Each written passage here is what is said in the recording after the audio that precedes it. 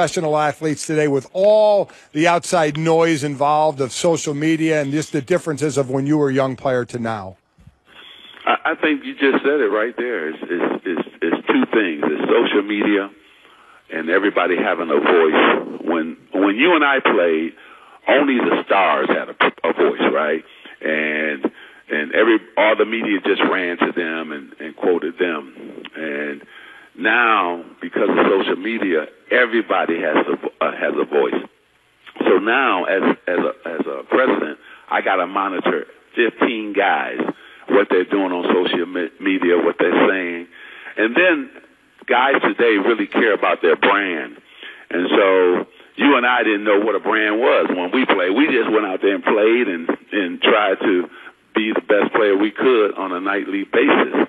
And so now, we have that as a factor as well. I think, and then last but not least in basketball, and you can tell me more about football, when I played, probably 3 out of 100 shots were three-pointers. Now, 40% of every shot out of 100 is a three-pointer. Mm-hmm. And so now the game has really changed where you used to go inside out. Now you go outside in. And so I think those are the biggest differences in terms of what I went through and what today's player goes through. And now if you're a big man, you got to have a jump shot now. You got to have be able to go out to the three-point range. And if you can't, it's hard for you to play in our league today. Mike and Mike, the great Magic Johnson is with us, and it just feels like the right time to ask you a big-picture question. So I'd ask you this. You and Larry came into the league together. My goodness, I can't believe I'm about to say this, but it's almost 40 years ago now, and are credited with having sort of taken the NBA to entirely new heights, and I think 100% rightly so.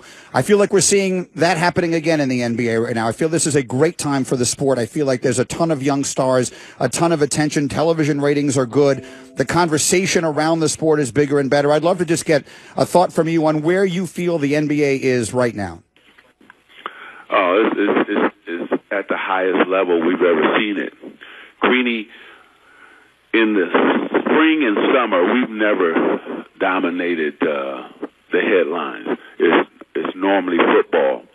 And this summer, with all the movement, all the different players changing teams, basically players going from the east to the west, I guess you could say, and then that big move where Kyrie went to Boston. Actually, the NBA actually dominated the news for the first time in 40 years that I've ever been a part of the league in the off season, and that's carried over into this season where everybody was anticipating what Boston would look like with Kyrie, what Cleveland would look like, without Kyrie, and then you got OKC bringing in two big stars, and on and on and on. Minnesota doing a wonderful job of trading for Butler, and how would they look together? And so I think that we've been on fire as a league, and then we had some incredible rookies coming in, and who have really, played well for their teams, including Lonzo for us.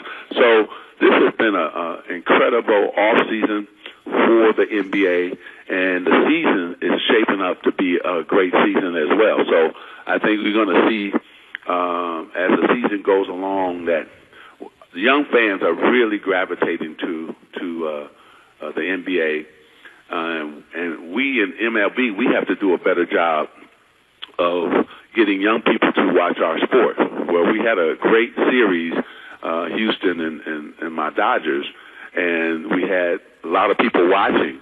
But during the regular season, and so we don't have young people, and we need to get more and more young people watching baseball. And so that's the rise for the NBA. Young people are watching the game. And I think because it's exciting, it's up and down, and then our superstars play like superstars, and those young people gravitate to those stars. Talk about that. Part owner of the Dodgers as you are. Talk about that run and watching them. They dominated the headlines certainly for a lot of the season. Went into Kershaw goes out. Went into that tailspin a bit, but then ended up where a lot of people thought they would in the World Series, falling one game short. How was that from your position watching that? Oh, it was the greatest ride that I could ever have, Mike. And you're sitting there, and every game was just a nail-biter and exciting. And it was so much fun for me and for our ownership group, but also for our players and definitely for our fans. The Dodger fans were out in groves. They were enjoying every minute because we hadn't been in, 28 years or so to the World Series. I want to congratulate Houston. They played an incredible series. And so we feel that we can get back there again because, we have two young studs in Bellinger and Seager, and we still have Kershaw on the mound and others. So we have the big redhead guy, Justin Turner, and we still have the best closer in baseball, and Jansen. So we feel that we're going to be back again. I think that we're excited. The fan base is excited, but it was nail-biting for me because as a player you can help decide the outcome of the game. Now as an owner you sit there and you're sweating like you're out there playing. I was going crazy. Every pitch, every hit, you go crazy and crazy. So, but so much fun. I grew up a Tiger fan, and then I could come and now be a big Dodger fan and an owner, so it's great. Magic, listen, I don't even know how to put into words how much we have enjoyed and appreciated this friendship that we've developed with you over the years. And yes, we will be seeing you again, but feels like the right time to say we love you. Thank you very much for everything you've done for us over all these years. Well, thank you, too. And also, I want to thank both of you for being incredible husbands and fathers. A lot of times that goes overlooked. I love when you guys talk about your kids, and whether it's funny or whether it's a joke or whether it's serious. And you talk about, Mike, how you got AAU with your son, and then the other Mike, I could see you and your son calling games. You called the college game the other night. It was really funny, and also your commercial was really funny with your son. And I think that goes overlooked because a lot of dads out here, like myself, look to other people and other men to see how they are as fathers. So that's really important to me. So God bless both of you. Continue success on your new shows, and I can't wait to be on both shows, okay? Thank you, Magic. Thanks a million. Take care. Have a great week. Wow. The great Magic Johnson with us here. One of the great things about that is when he talked basically, and obviously he was talking to me about professional sports, but to say, when you played in, the only thing we had in common was the fact that we were in the professional sports of our sport. That's it. Okay, I was in the NFL. He was in the NBA. End of comparison. Well, you're closer to him than I am. I know, but it just sounds like, Mike, in your sport of football, I'm like, yeah. You guys are contemporaries. It's just like with me and Jordan. We came in the same year, and that was kind of it as well. Listen, and I'll just say this personally. I was 11 years old in April of 1979, watching Magic Johnson play Larry Bird in the national championship game in college basketball.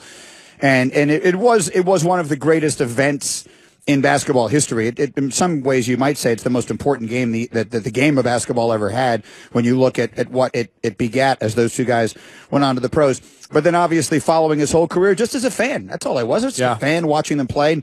I did cover him as a player just a tiny little bit, but not enough that it was even worthy of mention. But if someone had told that 11-year-old kid someday this guy, Magic Johnson, is going to tell you that he appreciates what you have done, I would have said, I'm going to have the greatest life of anybody I can think of. So that means a lot to me. I know it means a lot to you. He's just a terrific person. He's a great guy, and he's always been great to us. And outside of his play, of just how great of a player he was and how he saw the court, and for his size, the way he moved.